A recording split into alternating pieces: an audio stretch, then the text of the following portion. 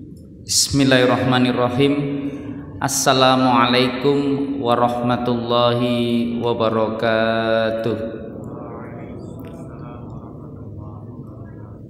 Innal hamdalillah nahmaduhu wa nasta'inuhu wa nastaghfiruhu wa na'udzu billahi min syururi anfusina wa min sayyiati a'malina may yahdihillahu fala mudhillalah wa may yudlilhu fala hadiyalah. Asyhadu an la ilaha illallah wa asyhadu anna Muhammadan abduhu wa rasuluh. Allahumma shalli wa sallim ala Muhammad wa ala alihi wa ashabihi ajmain. Wa qala Allah ta'ala ya ayyuhalladzina amanu kutiba alaikumus siyam kama kutiba alal ladzina min qablikum la'allakum tattaqun. Wa qala nabiyuna Muhammad Rasulullah sallallahu alaihi wasallam an Abi Hurairah radhiyallahu an qala Rasulullah sallallahu alaihi wasallam qala Allahu azza wa jalla kullu amal ibni adam lahu illa siyam fa innahu li wa anna ajzi bih. Shadaqallah wa shadaqa Muhammad Rasulullah sallallahu alaihi wasallam. Alhamdulillah, segala puji dan syukur kita panjatkan kehadirat Allah Ta'ala bahwa di kesempatan yang berbahagia ini kita bisa hadir di majelis ilmu. Mudah-mudahan ini bagian dari wasilah kebaikan yang bisa kita ambil dalam ajaran agama. Sungguhnya banyak cara untuk bisa menjadi baik itu. Kalau dalam bahasa Al-Quran itu kata baik itu ternyata banyak ragamnya, banyak jenisnya. Kalau Anda ditanya bagaimana kabarnya, bagaimana kabarmu, itu biasanya kan orang ingin mengatakan ya baik-baik saja. Tapi kalau dalam bahasa Arab ada bahasan kalimat toyib. Artinya toyib itu artinya apa? Baik. Tapi kalau jawaban penjelasannya toyib itu ya artinya baiknya itu secara fisik, jadi penampakannya baik. Ini mungkin pernah dengar ceritanya Bang Toyib ya, yang konon nggak pulang-pulang. Kalau toyib itu sifatnya ya lahiriah saja, tetapi sisi rohaniyah itu ada yang lebih tinggi dari toyib. Yang biasanya kalau orang-orang Arab sekarang penjelasannya bukan toyib. Kalau dulu ya toyib. Kadang-kadang kan di meme-meme WhatsApp itu gimana toyib. Kalau toyib itu hanya jasmaniah. Tapi ada yang di atasnya toyib itu apa? Alhamdulillah ana bi khair. Jadi ada kata baik itu yang lebih tinggi daripada toyib itu adalah khair. Khair itu adalah kebaikan-kebaikan yang hakikinya sudah hadir dari sifat-sifat yang ia miliki. Jadi dia bukan sekedar sehat dari sisi jasmani, tetapi ada watak-watak kebaikan yang ia miliki. Bahwa sesungguhnya dia adalah orang yang bertanggung jawab, dia orang yang jujur, dia orang yang disiplin. Artinya konsep khair itu ada kebaikan-kebaikan dari sisi fisik. Kuntum khaira ummah ukhrijat linnas lita'muruna bil ma'ruf wa tanhauna 'anil munkar. Jadi ada juga baik itu kalau dalam bahasa Arab di atasnya khair. Kalau khair itu hanya posisi sifatnya saja. Tapi ada yang sudah menjadi sesuatu yang muncul. Ya, istilahnya kalau orang membahasakan itu ma'ruf. Makanya al-amru bil ma'ruf wa nahyu 'anil munkar. Ma'ruf itu artinya apa? Ada yang tahu? Ma'ruf itu apa? Ma'ruf itu juga baik. tetapi ini sudah terbukti daripada apa yang memang sudah kebaikan yang ada pada sifatnya. Orang bisa dikatakan jujur itu kalau belum diuji dalam sebuah amanah, maka orang yang ketika dikasih amanah dan dia bisa jujur betul atas amanahnya, dia al-amru bil ma'ruf, dia sudah melaksanakan itu kebaikan dalam bentuk yang ma'ruf kan itu. Ma'ruf itu sudah muncul dalam perbuatan. Jadi konsepnya ternyata di atasnya thayyib ada khair, ada ma'ruf. Ma'ruf itu kebaikan yang sudah terlaksanakan.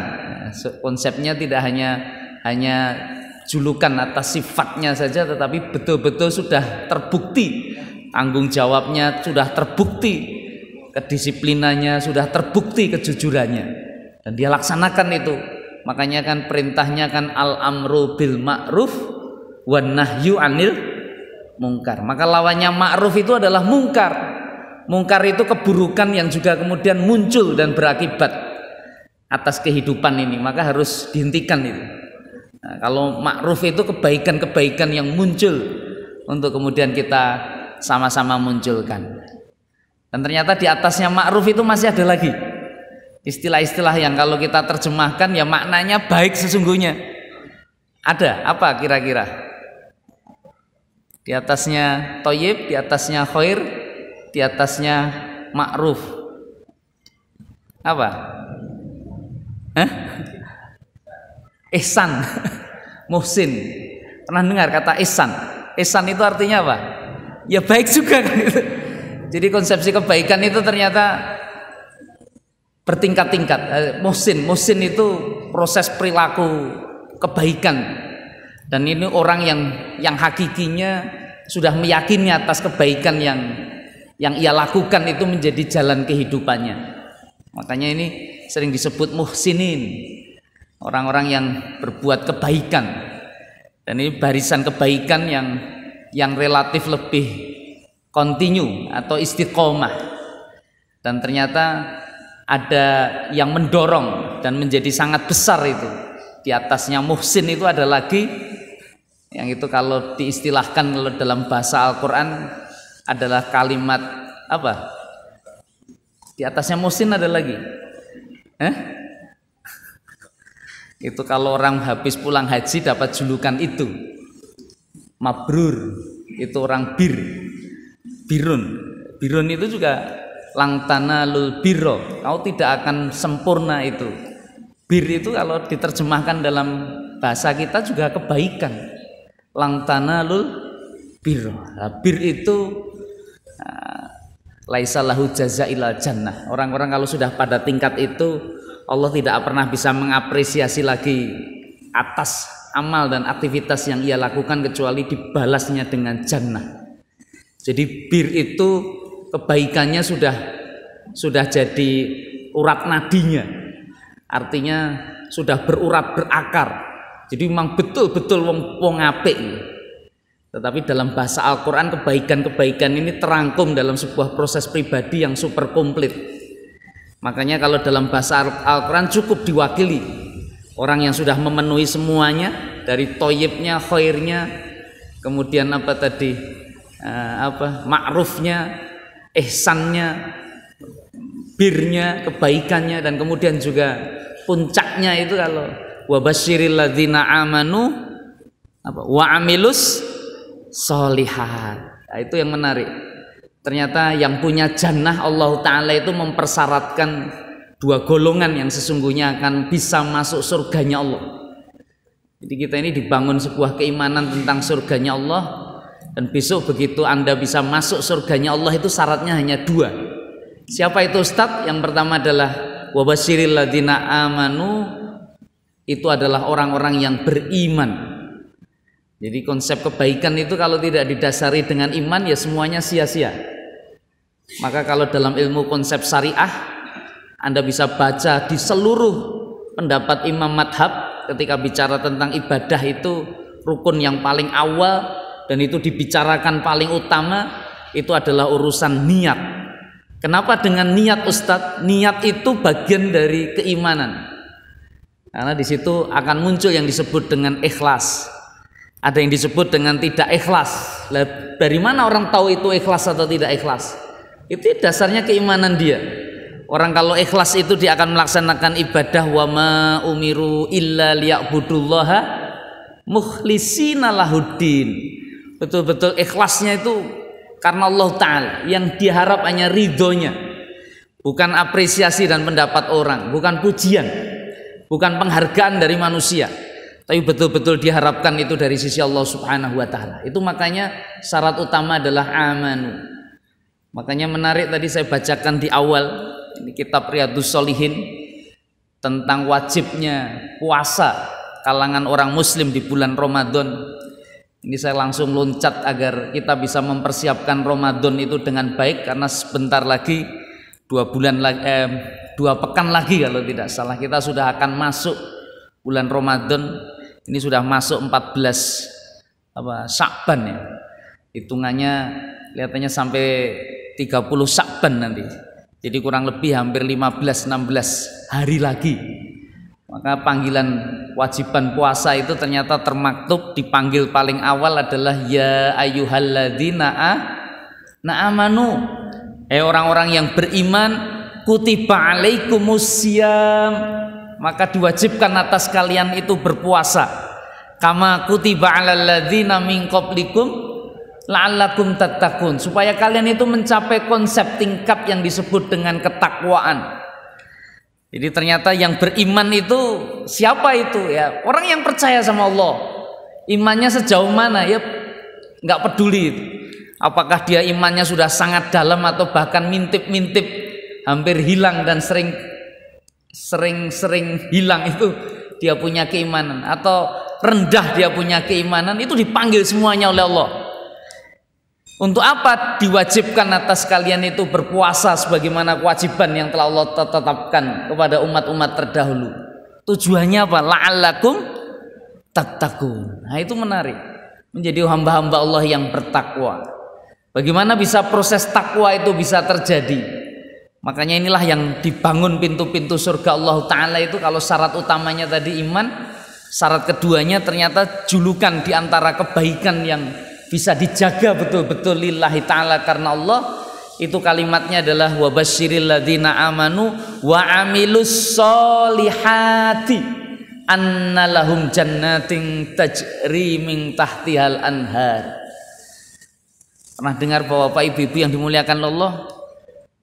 Hampir semua ayat Al-Quran itu dalam proses ketika menunjukkan kebaikan atas seseorang, itu setelah kata amanu itu susulannya adalah kalimat wa amilus solihah. Pernah dengar orang-orang yang soleh dan solehah? Dan orang soleh dan solehah itu sesungguhnya adalah tipologi, identitas yang Allah ingin tunjukkan atas semua kebaikan yang sesungguhnya bisa diterima menurut Allah Ta'ala. Jadi iman itu dibangunnya dengan amal soleh. Makanya kalau ditanya itu orangnya bagaimana Ustadz, itu orangnya soleh dan solehah. Wah, itu sudah komplit itu. Itu nggak usah ditanya lagi bagaimana kebaikan yang ada pada dirinya. Kenapa? Karena semua kebaikan itu sudah hadir pada seorang yang disebut orang yang soleh dan solehah. Makanya kan Robbi habli minas solihin. Itulah doa Nabi Ibrahim alaihissalam ketika dia memohon kepada Allah, mudah-mudahan dianugerahkan di antara keturunan orang-orang yang soleh. Jadi makanya kalau Anda namanya soleh itu sudah mumpuni itu. Ada Pak Soleh di sini. Nah, namanya solehah itu sudah menyeluruh itu. Itu mengalahkan yang ma'ruf, mengalahkan yang khair. Nah, itu dan seterusnya. Ini orang soleh itu, orang khair dan sebagainya. Ini nilai kemuliaan. Makanya Ramadan itu, maka banyak orang-orang yang kemudian menjadi soleh dan solehah. Kenapa kok bisa seperti itu? Nah, inilah nanti menarik di ayat-ayat yang disampaikan oleh Imam An-Nawawi dalam kitabnya Riyadhus Shalihin. Itu dia ingin menunjukkan tentang Ramadan yang istimewa itu dengan satu kalimat, syahrul Ramadan alladzi unzila fihil Quran hudal linnas wa bayyinati minal huda wal furqan faman syahida minkumus syahra falyasum. Hadirin yang dimuliakan Allah Subhanahu wa taala. Dalam ayat Al-Qur'an Allah taala menyampaikan satu nama yang bernama Syahrul Ramadan. Ini bulan yang sangat masyhur. Kenapa sangat masyhur? Satu-satunya nama bulan yang disebutkan secara eksplisit. 11 bulan yang lain itu tak disebutkan dalam Al-Quran. Anda akan ketemu nama bulan itu ya hanya Syahrul Ramadan. Di Quran itu hanya Syahrul Ramadan. Hanya ketemu Syahrul Ramadan. Makanya yang menarik dari Syahrul Ramadan itu, kenapa sedemikian istimewa, sedemikian mulia? Karena Allah ingin tunjukkan tentang bulan itu. Apa kemuliaan yang hadir di dalamnya? Ternyata Allah hubungkan Ramadan itu alladzi unzila fihil Quran. Allah turunkan di dalamnya Al-Quran. Barakallah. Keberkahan besar sesungguhnya meliputi orang-orang yang dekat dengan Al-Quran. Kenapa Ustadz bisa bicara seperti itu? Karena ini memang hukum Allah.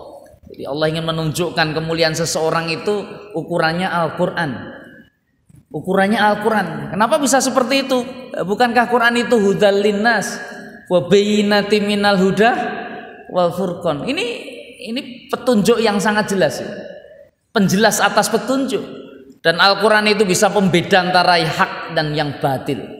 Dan kemuliaan yang sangat tinggi yang Allah tunjukkan pada Quran itu apapun yang sesungguhnya Allah libatkan dalam urusan-urusan Al-Quran itu menjadi mulia karenanya. Jadi kalau suatu waktu dulu saya pernah sampaikan, saya pernah bertanya kira-kira makhluk-makhluk Allah itu di kalangan para malaikat, saya mohon maaf itu siapa kira-kira malaikat yang paling mulia di sisinya? Anda akan jawab Jibril. Kalau ditanya alasan kenapa malaikat Jibril menjadi Ruhul Amin, Ruhul Kudus, menjadi punggawa, menjadi sayyid, pemimpin di antara para malaikat yang lain dengan keistimewaan yang dia miliki, kenapa? Alasannya apa? Allah tunjukkan dia kemuliaan yang sangat tinggi. Jawabannya singkat dan sederhana. Karena di antara puncak Allah Ta'ala akan muliakan di antara para malaikat, Jibril ini tidak hanya sekedar dipasrahkan di antara wahyu-wahyu Allah untuk disampaikan para nabinya. Puncak kemuliaan Jibril itu Allah tunjukkan tanazzalu alaihimul malaikatu warruhu fiha biidni rabbihim min kulli amr. Inilah saat malaikat Jibril Allah pilih untuk menyampaikan Al-Quran itu kepada hamba Allah di kalangan manusia yang paling mulia. Siapa hamba Allah di kalangan manusia yang paling mulia, saudaraku? Anda akan jawab Nabiuna Muhammad sallallahu alaihi wasallam. Kenapa Rasulullah Muhammad sallallahu alaihi wasallam paling mulia, Ustadz? Karena Muhammad sallallahu alaihi wasallam Allah anugerahkan risalah Al-Quran atas dirinya untuk disampaikan kepada kita semua. Ini makanya Al-Quran itu mulia betul itu. Itu namanya Muhammad, tapi nggak pernah baca Quran, kira-kira mulia tidak? Nggak mulia. Itu betul itu. Ini makanya konsepsi kemuliaan itu akan hadir karena Al-Quran. Makanya apapun yang terjadi, termasuk aktivitas khairukum man ta'allamal Quran wa 'allamahu. Orang terbaik di antara kalian itu orang yang mengajarkan Al-Quran dan belajar Al-Quran. Ini ada Pak Kiai di sini. Saya minta maaf. Saya kebetulan siang tadi ada aktivitas wisuda yang saya hadiri. Yang pertama saya diundang sebagai Dewan Pembina di Yapertip Universitas Badik. Saya kebetulan salah satu pembina di sana, Dewan Pembina. Hampir 370-an sekian. Itu mahasiswa-mahasiswi di wisuda, gelarnya S1, S2 dengan aneka macam gelar. Mereka bangga, mereka senang, mereka bahagia karena keilmuan di fakultas itu tuntas. Tapi demi Allah siangnya itu saya juga diundang. Kami punya pesantren cabang sesungguhnya. Jadi ada satu rumah yang kami jadikan rumah Quran di dekat Masjid Agung ini di daerah Kauman. Jadi kami ada aktivitas asrama santriwati. Jadi ada satu rumah yang awalnya dulu bekas kos-kosan itu, tapi karena sudah diwaris sekarang ada aktivitas Quran. Itu sudah 3 tahun. Biasanya santri-santri kami saya minta juga ikut kajian, tapi hari ini diliburkan karena tadi ada acara wisuda, ada 3 santriwati yang kita wisuda. Itu salah satunya saya membuat saya menangis. Kenapa menangis Ustadz? Saya mohon maaf, dia usianya sudah menjelang setengah abad, sudah hampir 50 tahun. Dan yang menarik, beliau ini bukan masuk dalam aktivitas berasrama seperti adik-adik kita yang di pesantren itu, jadi yang sudah terprogram. Tapi beliau malah yang saya minta bantuan untuk ngawasi adik-adik ini. Tapi ternyata beliau ikut semaan, jadi sudah 3 tahun itu, tapi dia mulainya 2,5 tahun, mulai kepengen awal dari awal sampai akhir. Tadi ikut wisuda, membuat saya menangis. Kenapa menangis? Dia seorang ibu rumah tangga. Beliau, saya mohon maaf juga aktivitasnya selain ngurusi anak-anak, kebetulan suaminya juga posisinya tidak sedang sehat, sedang sakit. Dan beliau juga beraktivitas kerja, ngurusi maisah untuk rumah tangga juga dan keluarganya. Tapi di sela-sela itu ada keistiqomahan yang luar biasa atas beliau. Itu kalau di pasar itu cerita, saya tadi tanya itu ceritanya ya, saya curi-curi waktu di tengah misalnya jam-jam sekian nggak sibuk, dia masuk musola pasar untuk ngaji murojaah, nanti disetorkan. Ngajinya itu maghrib sama aktivitas di pekerjaan itu. Kalau nunggu dia jualan itu, dia juga ada jualan sembako online itu. Seorang ibu rumah tangga, dalam tempo 2,5 tahun dia sudah tuntaskan hafalannya itu Al-Qur'annya. Ya, semua bikin Allah Ta'ala itu kalau sudah ingin memuliakan sesuatu menjadi sesuatu yang luar biasa dalam kehidupan seseorang. Dan jangan remehkan itu ibu-ibu rumah tangga, karena ini saya lihat ya, nanti mungkin juga bisa disurvei, di riset, tapi ya faktualnya ternyata aktivitas-aktivitas itu apabila memang bisa dimanfaatkan sepenuh hati dengan optimal, itu dalam aktivitas pekerjaan rumah itu ya seringkali semuanya bisa beres ya. Karena ibu-ibu itu kadang-kadang selain nyuci, selain nyetlika, itu kon sinau, kon ngapahake iku ya iso jalan. Itu beda karo bapak-bapak. Bapak-bapak itu modelnya kan menangani satu masalah kan ya istilahnya fokus. Jadi nek kuwi lagi nek kuwi yo disambi-sambi ora iso. Tapi kalau ibu-ibu bisa ya. Saya membaca satu artikel menarik juga beberapa tahun yang lalu itu, kalau teman-teman atau kaum muslimin di Timur Tengah itu kebetulan memang kalau mereka itu menghadapi Ramadan kan biasanya, saya mohon maaf, menghadapi Ramadan itu biasanya itu di awal Ramadan itu mereka ingin tuntaskan itu pekerjaan-pekerjaan. Kenapa? Untuk mencari yang 10 Ramadan akhir itu. Jadi ada seorang wirausaha, seorang pengusaha, ini kisah nyata. Seorang pengusaha ya memanfaatkan Ramadan itu sebagai syahrul Quran. Karena yang ingin saya sampaikan, kenapa Ramadan itu menjadi mulia, Allah pilih karena Ramadan itu adalah bulannya turunnya Al-Quran. Makanya di Ramadan itu ada malam yang teramat sangat istimewa. Itu kalau Masjid Agung masih bisa dibuka. Kalau tahun kemarin katanya nggak ada taraweh, kita doakan mudah-mudahan tahun ini nanti bisa berlangsung itu, mulai konsep Qiyamul Lail awal sampai Qiyamul Lail akhir menjelang fajar. Itu biasanya malam-malam yang dicari itu adalah malam apa? Itu khairum min alfisar. Kenapa Ustadz? Itu menjadi malam yang teramat sangat istimewa. Bahkan amal kebaikan yang kita laksanakan di malam itu lebih baik daripada 1000 bulan. Itu ternyata ya ukurannya sederhana. Itulah malam Tanazzalul Quran. Itulah malam di mana Allah sangat istimewakan, karena dalam 1 bulan itu ada 1 malam yang Allah Ta'ala telah turunkan Al-Quran itu ke langit awal, yang kemudian selama 22 tahun 2 bulan 22 hari itu disampaikan kepada baginda Nabi Muhammad Sallallahu Alaihi Wasallam. Nah saya ceritakan tadi, makanya 10 hari terakhir itu ada kisah seorang pengusaha di Timur Tengah.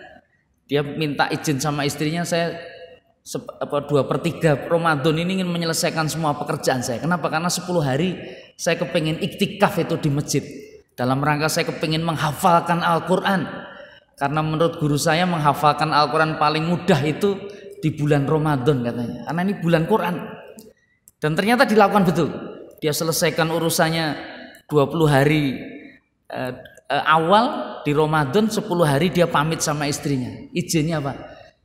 Istri saya saya izin iktikaf. Saya minta maaf nggak bisa mengajak kau karena kau punya anak yang masih kecil-kecil dan tidak memungkinkan kalau kita bersama-sama iktikaf. Makanya saya kepingin iktikaf sendiri sambil minta doanya saya bisa menghafalkan 3 juz.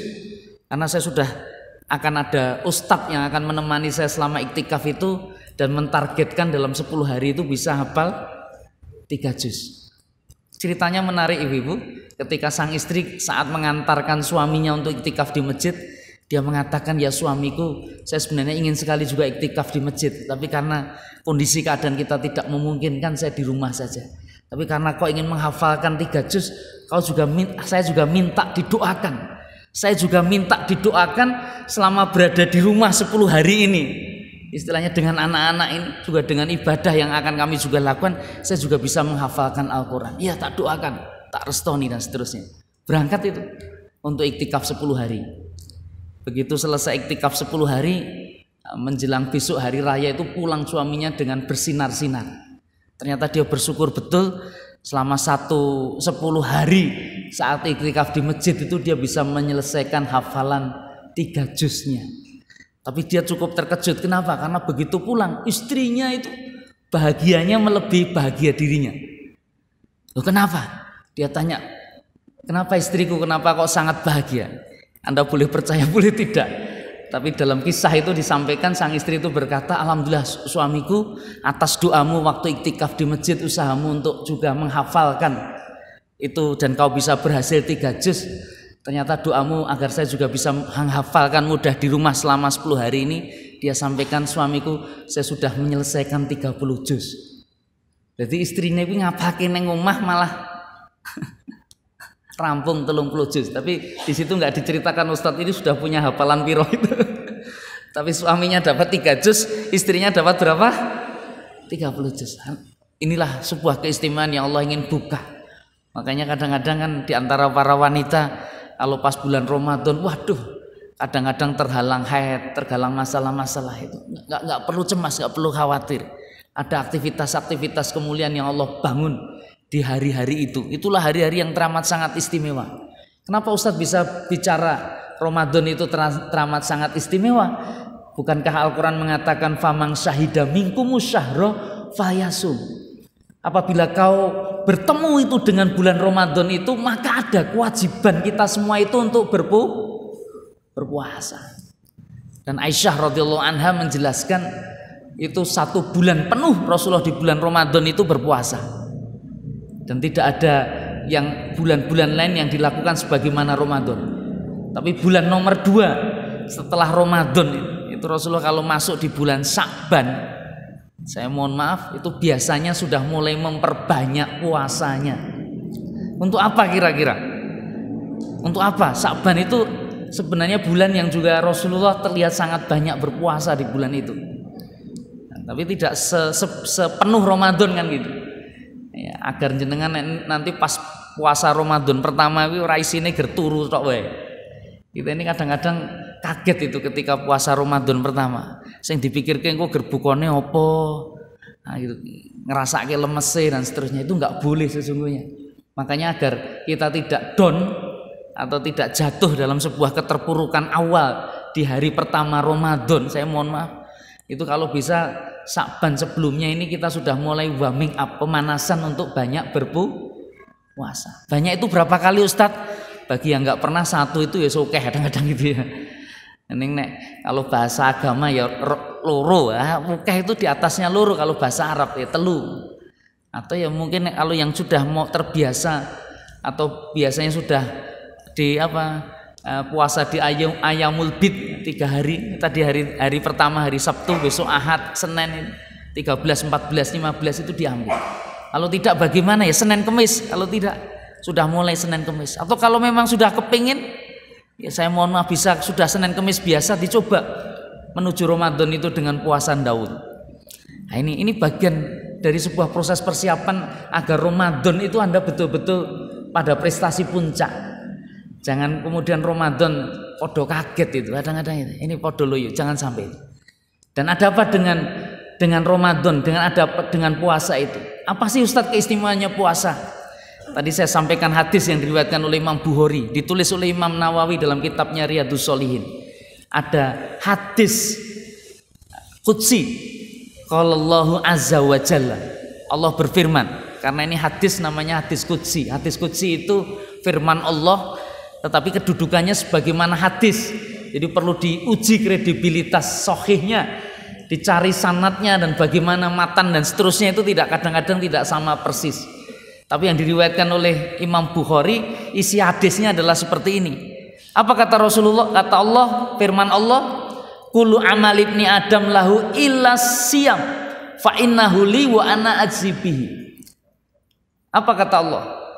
Semua amal anak Adam itu hakikatnya kembali ke mereka masing-masing. Jadi kau berbuat amal itu balik ning awake dhewe kabeh.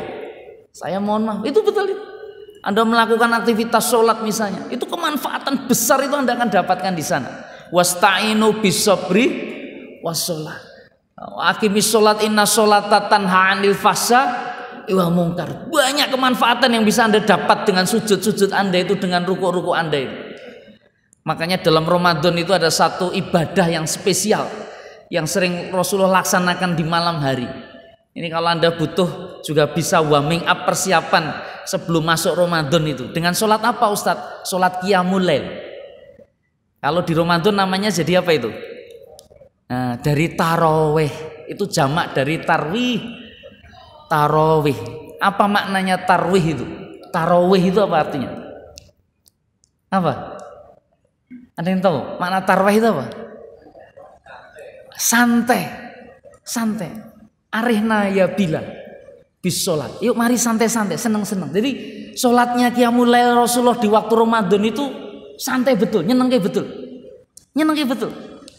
Nah, konsep Qiyamul Lail itu kan dimulai dari awal malam ba'da isya sampai menjelang fajar kan gitu. Kan gitu. Jadi Qiyamul Lail itu laksana itu seperti itu. Konsep saya tidak akan mencoba menghitung konsep rakaatnya, tapi kenapa dikatakan santai? Ada hadis-hadis tentang sholat tarawih. Penjelasan dari Abdullah bin Abbas, dari Abdullah bin Mas'ud, bahkan sahabat yang cukup intens dalam spiritual ibadah Rasulullah itu adalah Hudzaifah bin Yaman. Jadi Rasulullah naik tarawih itu kadang-kadang juga dilaksanakan dengan jamaah. Pernah Abdullah bin Abbas itu diajak sholat berdua itu. Itu makanya akhirnya dipakai sebagai pedoman, kowe nek sholat wong loro kuwi jejer. Itu waktu itu ngancani sholat Qiyamul Lail itu, sholat tarawih. Itu ceritanya berapa kali dalam rakaat itu bacaan yang dibaca apa? Penjelasan Abdullah bin Abbas itu paling tidak ada 100 ayat itu. Jadi sak rakaat kuwi 100 ayat itu. Tapi Hudzaifah bin Yaman pernah mencoba juga makmum itu sampai 4,5 juz itu dalam satu rakaat. Akhirnya tidak lagi sholat itu bukan karena capek sholat dengan Rasulullah, tidak, tapi malah jadi tidak khusyuk. Kenapa tidak khusyuk? Karena sholat dengan Rasulullah itu penasaran, ini ruku'e kapan, ruku'e kapan itu. Jadi yang dipikirkan ruku'e itu. Tapi nikmat itu nikmat itu, betul-betul nikmat. Kenapa kalau Ustaz bisa katakan nikmat? Karena begitu Rasulullah ruku' dengan tumak nina, sujud dengan tumak nina. Dan yang luar biasa, saya mohon maaf Bapak Ibu, itu begitu sudah selesai sholat, dia tidak lanjutkan dulu tapi banyak wiridnya dengan kalimah-kalimah Allahumma innaka afuwun karim tuhibbul afwa fa'fu anna, dan seterusnya itu memohon ampunan betul kepada Allah Subhanahu wa taala dengan zikir dan wirid yang sangat serius. Makanya kadang-kadang tarawihnya berbeda dengan kita. Kita ini kadang kalau di masjid ono imam sing rada dawa langsung diprotes. Wis kuwi anggere imamine aku ora gelem makmum, kadang-kadang gitu. Wis tak sampeke takmirnya aja ngundang. Nah, kuwi kesuwen itu kadang-kadang. Yang lucu lagi ada juga sempat viral itu ya ngesalkan betul sesungguhnya. Itu masak tarawih 23 rakaat hanya 7 menit kira-kira. Ini kayak sholatnya piye itu ya. Itulah. Itu bukan itu, tarawih itu bukan itu. Tarawih itu ya menikmati betul itu aktivitas Qiyamul Lail itu di malam-malam Ramadan. Makanya di Ramadan itu tidak dikenal tahajud karena memang Rasulullah tidak pernah tidur. Kenalnya ya tarawih terus menerus itu. Makanya bagaimana Ustadz agar bisa melatih saat ini? Saat ini kalau bisa habis sholat isya itu coba Anda lakukan sholat itu barangkali 2-4 rakaat misalnya. Dalam rangka dinikmati betul sehingga nanti pas tarawih sesungguhnya Anda bisa nikmat betul itu. Makanya Abu Bakar As-Siddiq itu kalau habis sholat isya rata-rata dia sudah melaksanakan tarawih itu sampai menutup dengan witir. Tidak dilaksanakan oleh Umar bin Khattab. Umar bin Khattab melaksanakannya nanti aja Karena yang paling banyak, paling baik itu sepertiga akhir malam gitu. Tapi Abu Bakar udah laksanakan dulu karena ya nanti khawatir jangan-jangan malamnya tidak bangun. Tapi dua-duanya dibenarkan oleh Rasulullah. Yang penting pokoknya memanfaatkan qiyamul lail. Qiyamul lail itu dimanfaatkan sebaik-baiknya. Maka marilah kita coba itu. Tidak hanya warming up puasa tetapi juga pemanasan untuk taraweh, untuk qiyamul lail. Apalagi kira-kira Ustadz yang bisa juga dilaksanakan ini karena wasiyamu junnah kata Rasulullah. Kata hadis qudsi ini, puasa itu adalah benteng. Jadi benteng, apa yang dimaksud benteng itu? Dia bagian dari perisai. Jadi yang menguatkan dan mengukuhkan. Makanya kalau lihat cerita pewayangan, suka nonton wayang tidak kira-kira? Itu kan tokoh-tokoh kebaikan itu kan ada simbolnya Pandowo Limo. Nggih napa nggih? Pandowo Limo itu kan ada siapa pertama kali? Puntadewa. Puntadewa itu jimatnya napa? Kalimosodo. Itu kan simbol dua kalimat syahadat. Terus Bimo itu Werkudara. Kekuatannya apa? Kuku ponco noko. Itu kan ponco itu limo, noko itu kekuatan. Makanya sholat 5 waktu itu pada Werkudara. Tapi yang paling hebat itu ternyata di antara mereka yang punya kesaktian. Jadi apa istilahnya senjata-senjata yang luar biasa itu menghadapi banyak musuh terus menang itu. Siapa kira-kira? Nomor 3 itu. Namanya siapa? Arjuna. Tahu Arjuna enggak? Arjuna itu simbol apa kira-kira? Arjuna mencari cinta. Kenapa Arjuna ditresnoni kira-kira? Karena dia ahli topo itu, ahli tirakat. Itu simbol orang berpuasa itu. Orang berpuasa itu dia bisa menahan hawa nafsunya. Dan itu orang yang paling kuat sesungguhnya. Rasulullah pernah pulang dari sebuah peperangan menuju sebuah yang lainnya, katakan kita habis pulang dari jihad kecil menuju jihad akbar. Jihad akbar itu apa? Ya melawan hawa nafsu itu. Dan aktivitas menahan hawa nafsu itu kemenangan didapat dengan cara berpuasa. Maka sejarah wajibnya puasa itu kalau dalam kehidupan Rasulullah itu terjadi 2 tahun setelah hijrahnya Rasul. Dan saat puasa pertama itu Rasulullah malah diperintahkan oleh Allah untuk melaksanakan perang yang disebut dengan perang Badar. Anda bisa bayangkan itu. Jadi pas poso-poso itu para sahabat dikon perang. Menang nggak kira-kira? Menang. Kekalahan kita itu karena kadang-kadang kita nafsu kita yang nggak bisa kita kendalikan, kita jaga. Jadi puasa itu tidak melemahkan, puasa itu malah sesungguhnya bisa meningkatkan produktivitas yang sangat tinggi. Nah, inilah yang ingin kita sampaikan. Mudah-mudahan Ramadan ini betul-betul balikna Ramadan. Ya Allah, sampaikan umur kita untuk masuk Ramadan. Dan mudah-mudahan Ramadan tahun ini betul-betul Ramadan yang paling spesial untuk kita dibanding Ramadan kemarin. Dan mudah-mudahan kita dikasih kesempatan semuanya oleh Allah untuk bisa menikmati itu luar biasanya bulan Quran ini, Syahrul Quran, Syahrul Siam, dan puncaknya adalah Syahrul Jud. Itu Anda bisa menjadi orang yang sangat dermawan, sangat baik. Aku qouli hadza astaghfirullahaladzim. Mohon maaf apabila ada kata yang kurang berkenan. Mari kita tutup majelis dengan doa kafaratul majelis. Subhanakallahumma wa bihamdika asyhadu an la ilaha illa anta astaghfiruka wa atubu ilaik. Assalamualaikum warahmatullahi wabarakatuh.